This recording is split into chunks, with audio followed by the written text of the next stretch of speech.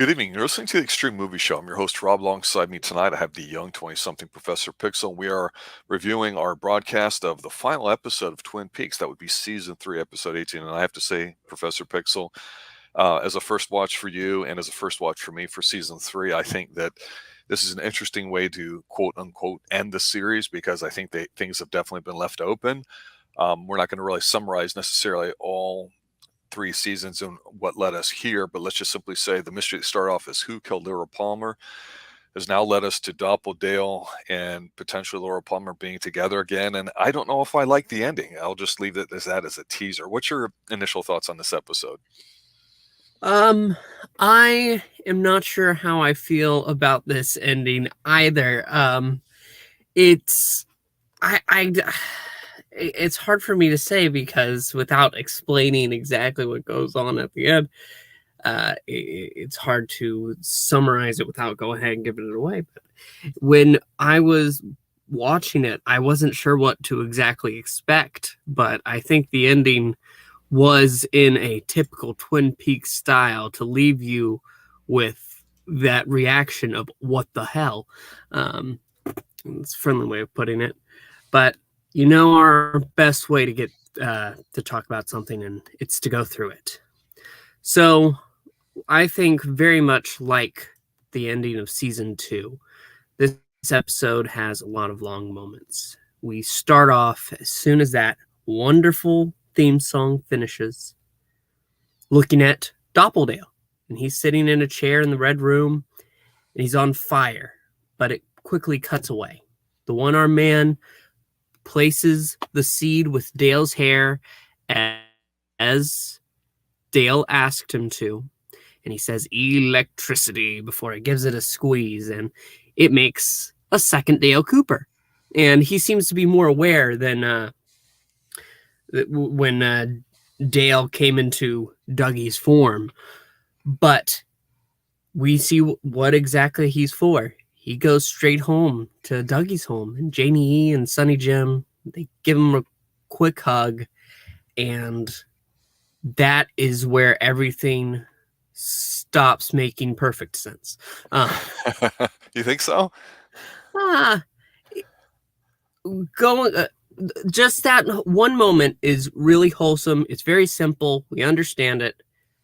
And then we go from there and cut to real Dale walking with Laura, just like last time.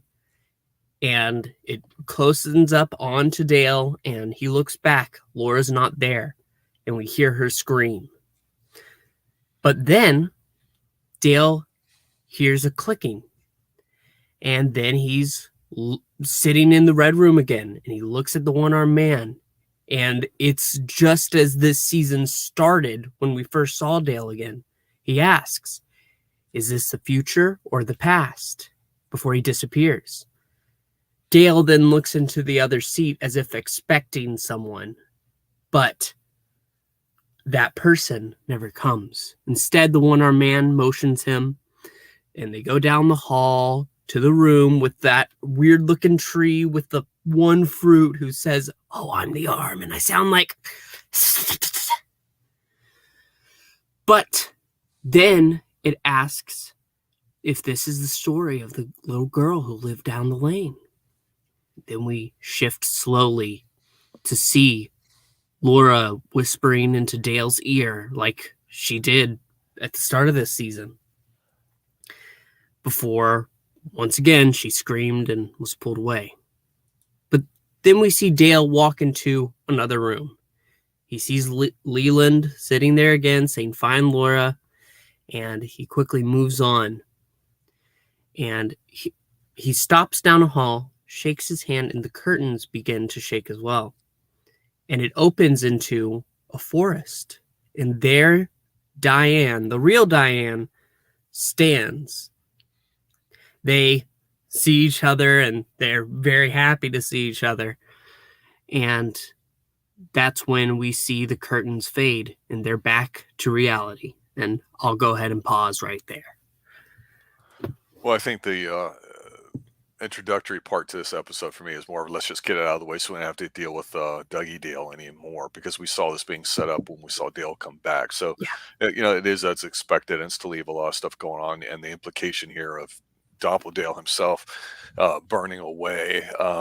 We know that you can have these clones that might be the flip side of you, good, bad, or otherwise, and trying to track everything right now at this point makes you realize that we could have more than one person with more than one Doppel self around and in your timeline. So, the fact that we spent so much time with Dougie and his whole plot line, I get, was integral, and it was kind of like a not overdose on Dale and the Twin Peaks characters that we talked about. So I have no problem with the way they chose to do that here, but conflicted in a way because as soon as we got Carrie Page, the waitress in this episode, aka Laura Palmer, and Dale being himself, it should be obvious that okay, we have good sides and we have bad sides, and we've got potentially Laura being around, even though she died. But is she really her? And that's really what this episode basically explores, because they tie back in the Red Room here stuff that had happened at the end.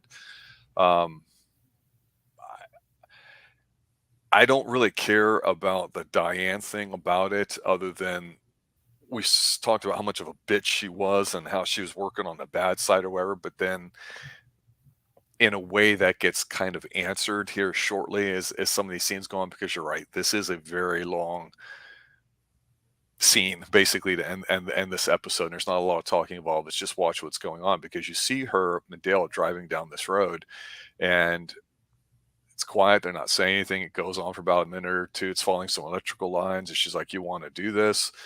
And they park, and he goes out, and like we've said before, whenever we heard that electricity hum, there's certain spots that are charged, and much like the owl cave back from season 1, season 2, where there were certain magical spots that you could go to, like it was a Glastonbury Grove or whatever with the trees, where we had the pool of crap that we've seen a few times now.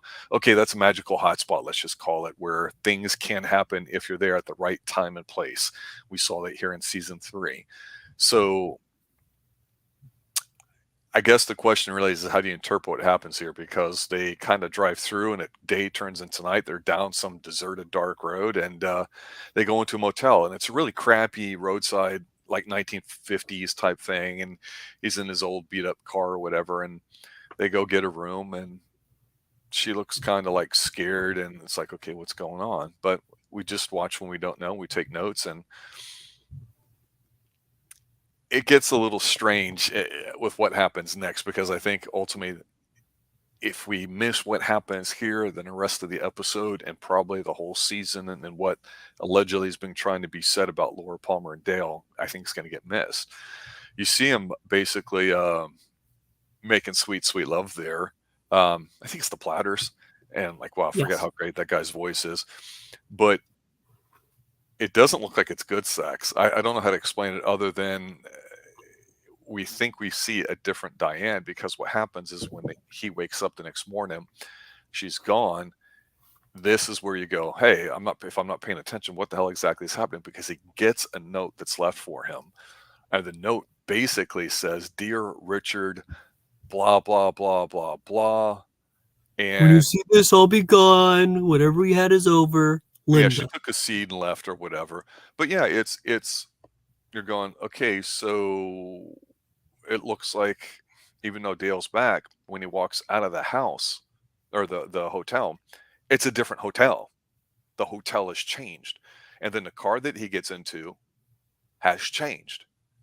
So something happened when they crossed over from daytime into dark. And I had to go back and watch this a second time, because I was just kind of like zoning out a little bit. Watch this, go, whoa, wait a minute. This isn't the place he pulled into, and this is his car. Did I miss something? I backed up about 10 minutes and rewatched this whole sequence and went, oh no, they're doing a time travel sort of gig, because we know about the doppelgangers, which can make sense, but that's what it feels like to me watching this. He drives off and he's going to Odessa, Texas, which I'll pause for a moment, because I think what happens in Odessa kind of confirms it. But what's your take on this whole thing here with those two at the hotel? Um, Yeah, no, you're right, because during it, I didn't think we'd say much about it, but she does go to a point where she's covering his face and just taking control. Um, but yeah, no, moving on from there, we do go to Odessa, and he notices a coffee shop named Judy's. And he quickly goes in, he asks for some coffee. After he was already wondering about Richard and Linda. What the hell does that mean?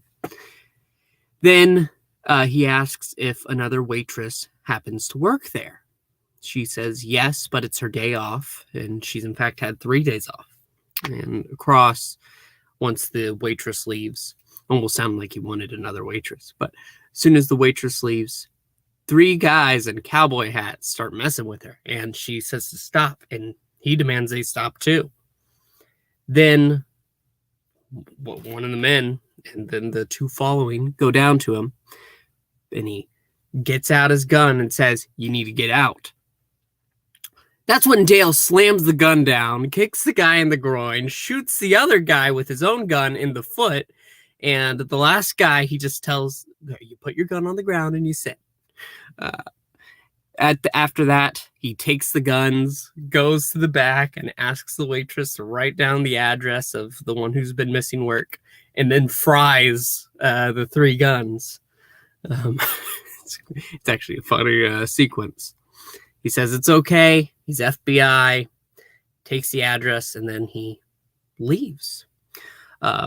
He stops at a certain place, a place we're familiar with. A 6 is on this electrical post, and we can hear the crackling. And he gets out, and he approaches this house and knocks. And inside, there's a woman. And we see it looks just like Laura Palmer, but she says she's not. She says, in fact, she's Carrie Page. But Dale says, "Does the name Laura Palmer mean anything to you? Or Leland? Or your mother, Sarah?"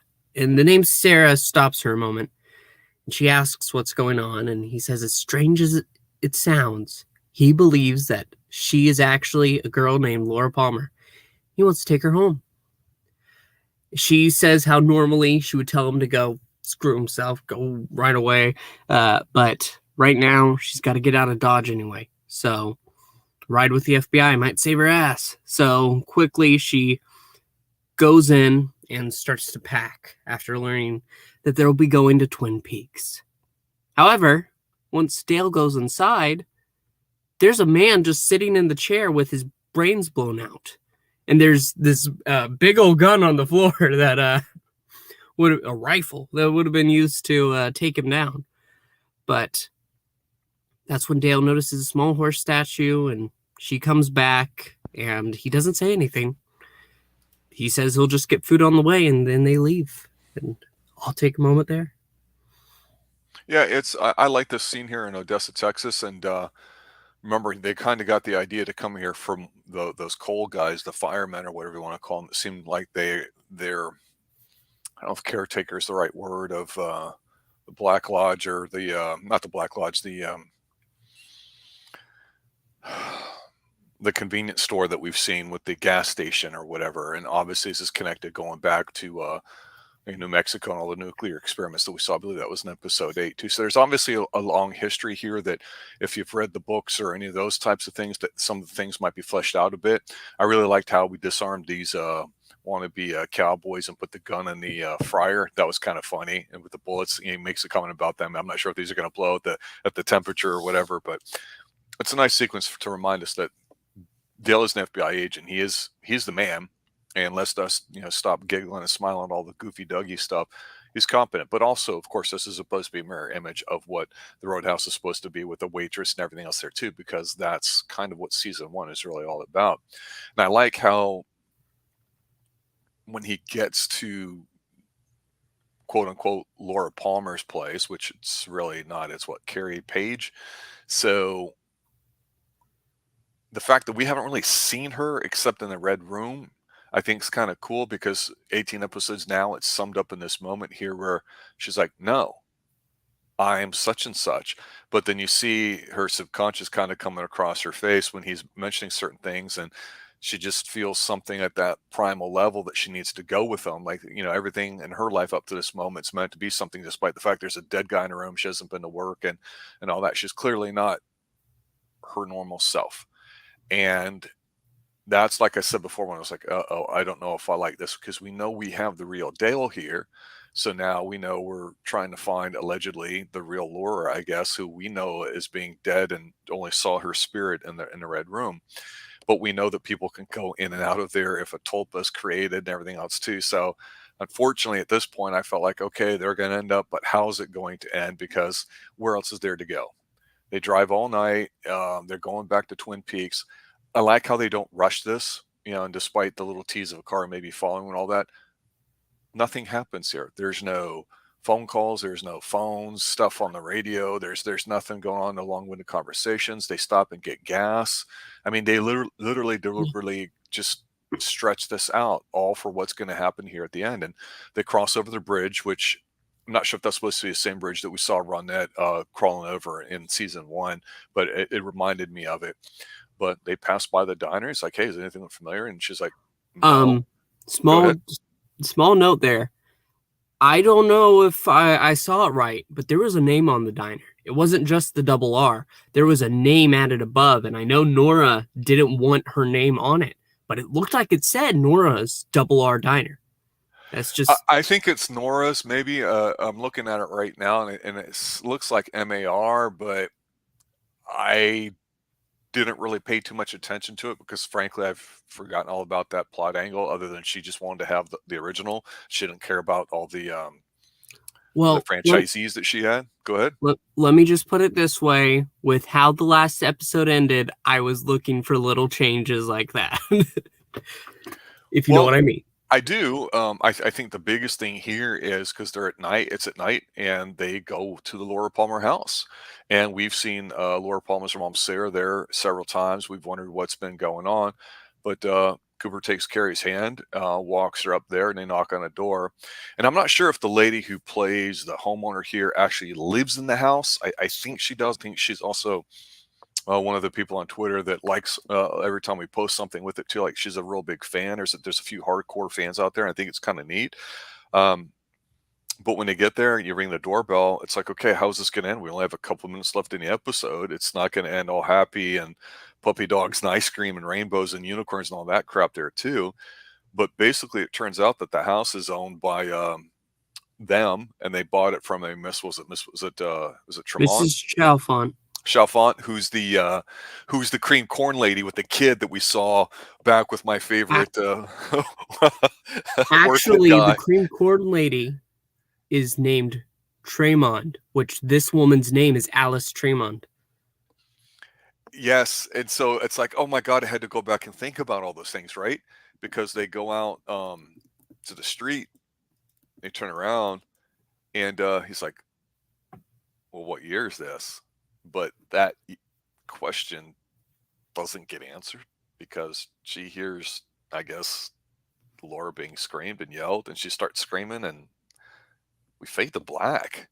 And that's kind of it. So point out something here I'm missing. Okay. When they go down, Cooper is having to stop himself. He doesn't hear anything. He's looking at the place. He's looking around, and he just stops, and he asks, what year is it? Mm-hmm. And that's when Laura hears the faint shout, and the lights flicker, and they shut down as she screams. And then we see Laura whispering into Dale's ear again as the credits are rolling. And so what it seems to me is that Dale tried to go back and change things. However, whenever he passed through, he didn't come back in our time. Somebody I was watching with actually said that the woman who was there, Alice Tremond, she looked like she was in like a 70s kind of nightgown. So it seems that Dale has placed himself far back. not too far back, but further than he meant to go. And this doppelganger of Laura, maybe it's while connected, she didn't end up coming back to her own time. That's at least what we're left with. And honestly, it leaves us with a ton of questions because there's so much unanswered. And I didn't expect to be left like this. And I don't know if I like it or not. I'll admit that I think it's interesting, and it does boggle the mind a little, as Twin Peaks should, but there's just so much left open, and I don't think this is a satisfactory ending. Well, two things really jump to mind.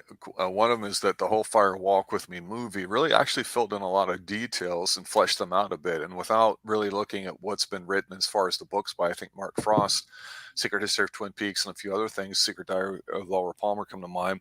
Not having really read them myself, but aware of their existence, I know that there's some information there. So you get a situation where you have some things that may not cross, so what's considered canon, and to me it's what you see on the shows. And that time travel always, you can somehow conveniently use as an excuse to kind of fill in some stuff and to jump storylines. And we spent a lot of time in Las Vegas, for example, but we assumed that everything was going on at the same time when we were in Twin Peaks. I assume that was the case, but I'm not 100% convinced of it. And I say that because some of the scenes that we saw in some of the episodes that were in black and white, we know that that was something that happened in the past, right? And we know that the way it was left, you know, when she speaks to Dale about see you in 25 years or whatever, okay, that's something in the future. But Sarah Palmer obviously was taken over somehow or replaced by Tulpa, and we kind of don't really know that whole angle to it. I mean, and I think that's kind of the whole thing that initially made me go, uh-oh, early on, because it was interesting to see her just kind of at home, totally screwed out of her mind, just watching stuff, smoking cigarettes. It's a great scene, and watching stuff that just had this dark thing to it. But when she was at home and somebody had opened the door to check on her, and we heard the stuff coming in the other room, that made me go, oh, she'd been replaced. Now I'm looking back on it going, okay, I don't know why, don't know how is it related to what we have here? I don't know. And I may be wrong on that. It's a reach.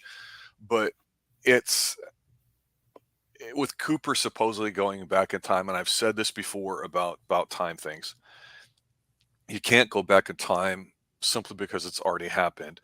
If you're on timeline A and you go back in time, you're not going back in time to timeline A, you're going to timeline B, which for all intents and purposes, if you think of it as the exact same thing, everything happening, there's this idea that if you go back and change it, then future things, and it's nonsense. It doesn't work.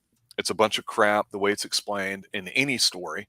Back to the Future, while a great movie, it's a bit rubbish there at the end. It's like that, and that's unfortunately the whole problem with time travel. It's great for like moral tales and things of that nature, where the time travel itself's not supposed to be the big deal. It's supposed to be there, but it's lazy. And in here, I get that they were trying to figure out a way to go back and prevent Laura from being murdered. But in a way, too, you think about it, it was almost, and I hate to say this because this is going to sound awful, it was almost a blessing the way that she was, because you think about her lifestyle, she was destined to have a very dark ending with between her father abusing her because he was taken over by Bob. We know that. She was into running drugs and all sorts of stuff. She was never going to lead a normal life.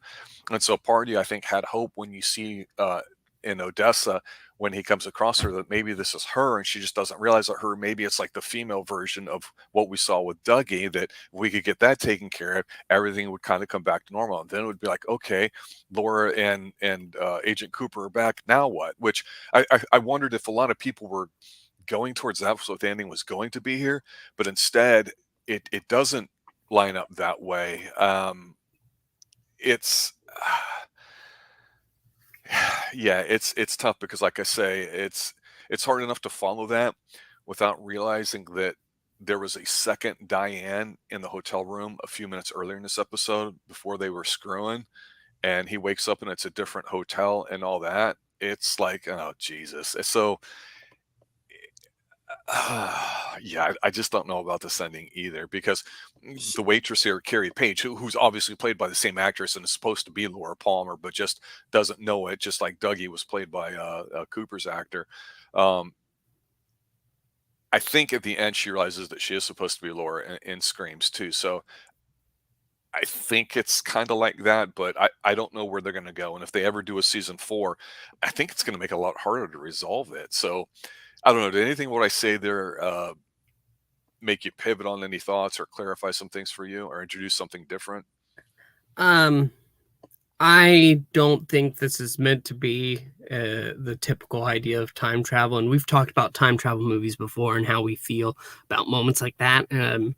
But I would say that this is a lot better than I think him going back, and that's actually Laura, and he takes him home, and suddenly Sarah's there, and it's actually Sarah. It just, because I think Sarah's point of being was torn down to such a way that she basically became possessed, like by the dark spirit itself. Um, what was the name? Like Joan or something? Whatever. Richard and Linda for Diane. No, not that. For I was talking about Sarah Palmer. oh, Sarah Palmer. There was the dark entity that was talked about by Gordon Cole. That was, the name was shortened down to basically Judy, something. I think. Judy. Okay, so Sarah was possessed by Judy. That's what we knew, and I think the way her life had gone after the loss of Leland and Laura, I think it led to Judy coming in and taking over the mother. So if obviously Laura was still around and she's the essence of goodness in the world, then Judy couldn't have come into Sarah. And so it would have been an, oh, look, it's a happy ending. But no, because Cooper, in trying to change the past, ended up sending him and what looks to be Laura into the past instead. And I'm not exactly sure where they will go from here, if they go anywhere. I know that Kyle MacLachlan said if there was a season 4 in the works, he would return. No questions. He doesn't even have to look at the script. This is his favorite character, and he'd come back. But David Lynch is working on something for Netflix. He's in his mid to late 70s.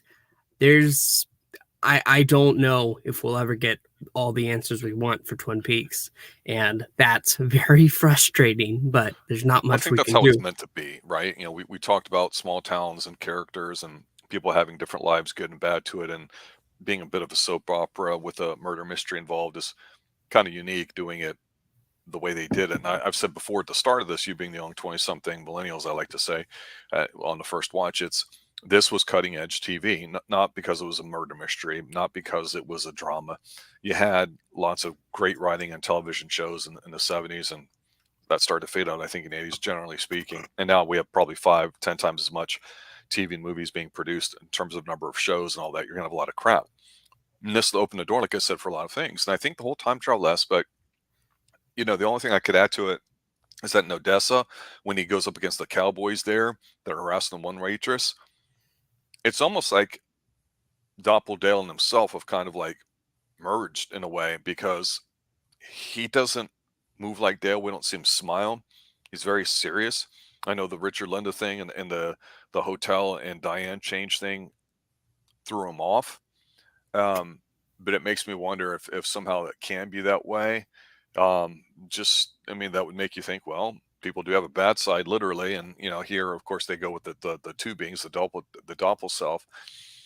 But then when you get to the home, was it the Tremons was the one that owned it, and they bought it from the cream corn lady, the Chalfont. That's the one I think of when I think of Harold and the orchids and all that too, because they were the neighbors and all that. And I just remember that's when things got so bizarre for me, trying to figure out that, oh my God, there's going to be a rich history of Twin Peaks and families that we don't hear too much talked about.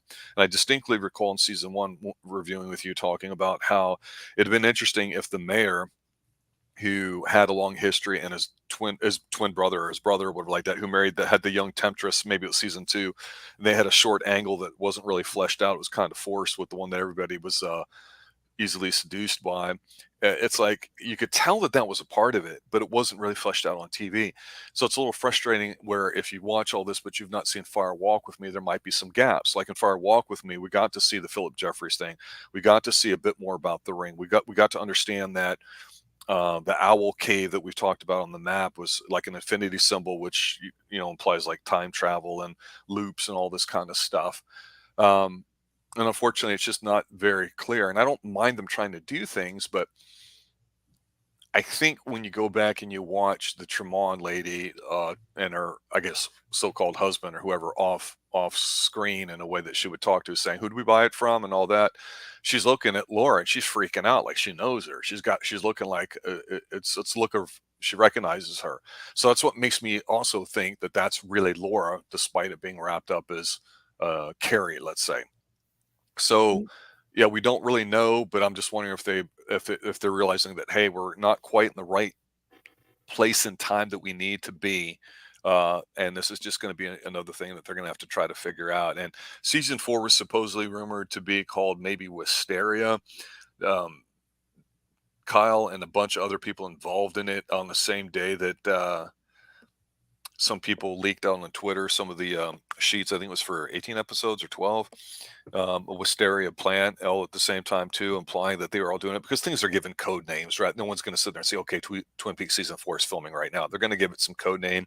It's going to be kept under wraps until they decide to leak it the way they want. And with COVID and everything that had been going on and things being on hold, I don't know if that's still a go or not, or it's hard to say because you have to get everybody's schedules lined up, and Lynch is not a young man anymore too. So I'm sure if that's something he's going to end up doing, he's going to want to get it done. But for me, I don't have a problem with this kind of ending up the way season 3 started, which basically means we've really gotten nowhere any farther. We're just at a different perspective viewing it.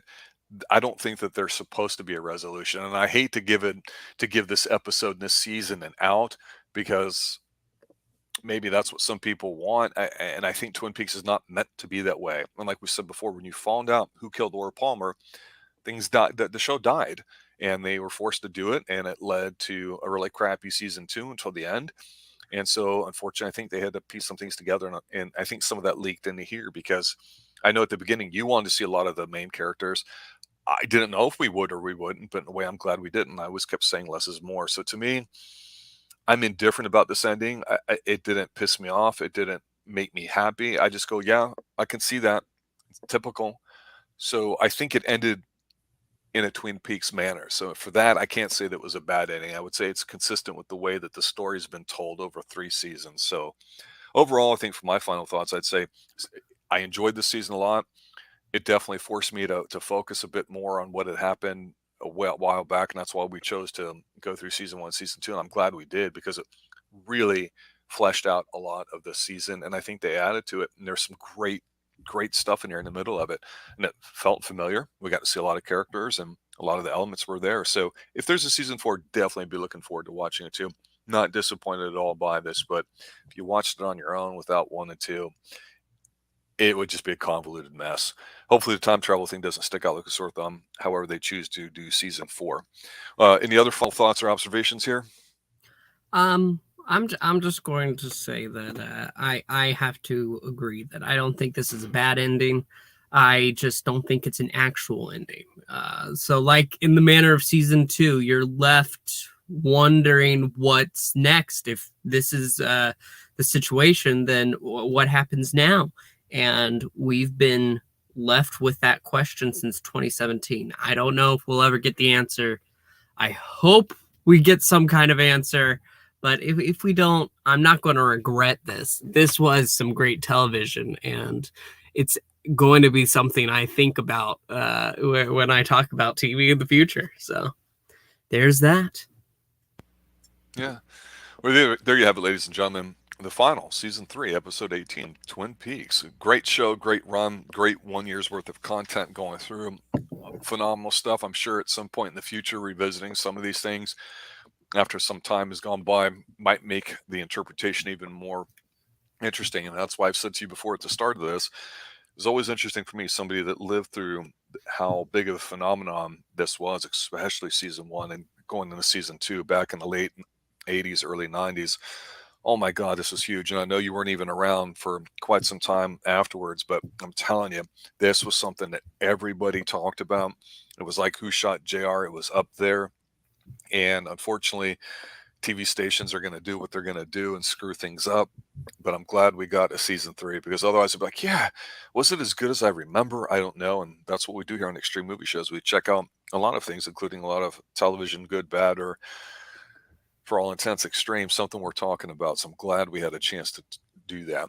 For everybody involved here at the Extreme Movie Show, I'd like to thank everybody for listening over the past year. It's been one of our more popular broadcasts. I really appreciate the passion that a lot of people have about the show. There's a lot of fantastic art stuff out there, and in a way it almost feels like, the late 80s, early 90s again, with people talking and tweeting and just sharing their own thoughts online, which before you'd have to do in person. So in that way, Twin Peaks lives on.